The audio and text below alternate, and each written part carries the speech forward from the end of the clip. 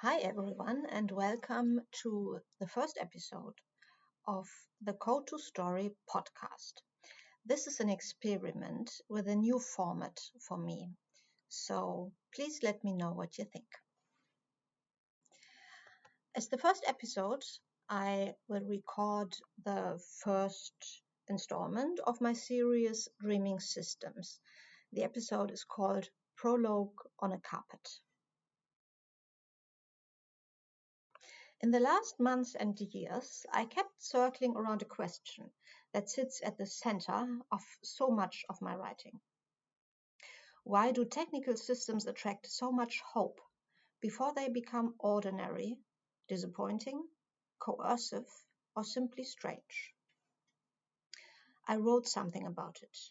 Something that started out as a novel and then became a memoir.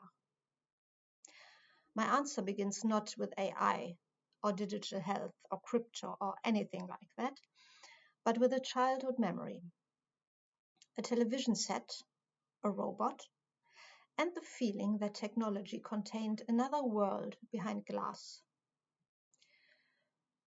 Over the next few weeks, you can read more in this novel turned memoir that again turned into an essay series.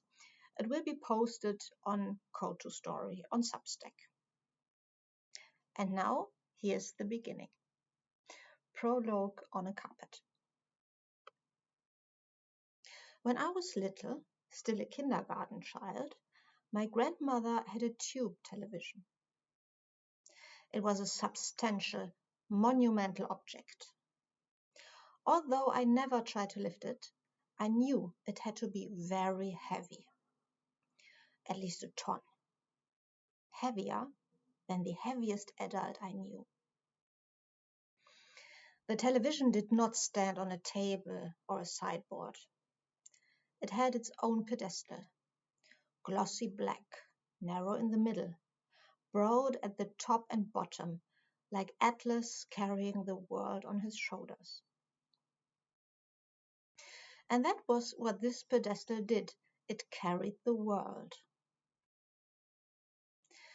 The television received 3 channels. This was the 1980s in Germany. On the third channel, sometimes a show was on called WWF Club, where adults talked, wore glittering clothes, and did silly things. Other people watched these adults on television. My grandmother and I, of course, but also the people in the studio. There were many of them, maybe 100, laughing when the host made a joke and clapping when a song was over. Sometimes a robot appeared on WWF Club, talking to the host. The robot's name was Bruno. Bruno was, in one way, like my grandmother's television, large and boxy.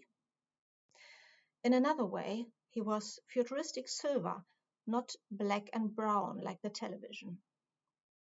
To me, this was clear evidence that Bruno was technology and that he came at least from the future. Bruno had an expressionless machine face and did not say much. His arms looked almost like the thick pipes of the coking plant across the street, which I would have seen if I had looked out of the window. But I was too small to look out of the window. His hands, the only human thing about him, carried all the expressiveness his face lacked. When chaos took over on stage, he scratched his square head and seemed just as puzzled as I was. While playing underneath the television, I had discovered that it had a black flap on its underside. No matter how persistently I fiddled with it, I could not open it. That, I decided, had to be the explanation. While the studio people and Bruno were on one side of the glass, and my grandmother and I were on the other. While the host could put her hand on Bruno's robot shoulder while I could only watch. Why they could hear the laughter and applause of the studio audience, but not mine. When I laughed, only my grandmother laughed with me. For Bruno and the host, I did not seem to exist. Not even when I placed my hand on the glass pane behind which they lived. It was a strange feeling putting my hand on that glass, as if the pane had a fine, invisible coating that crackled very quietly and made the hairs on my forearms stand up. Static, my grandmother said, and told me to stop, to not leave fingerprints on the screen. I told my grandmother that I wanted to go in there too, inside the television. I could do that when I was grown up, she said. I nodded. Good plan. I would have to be shrunk by a machine, I explained to her, so I could fit through the flap. In my imagination, this would happen right there on the fluffy carpet in her living room, in front of the television. And it would happen when I had finally grown up. Maybe next week. That, she replied, was not how it worked. The people on television were not actually inside the television.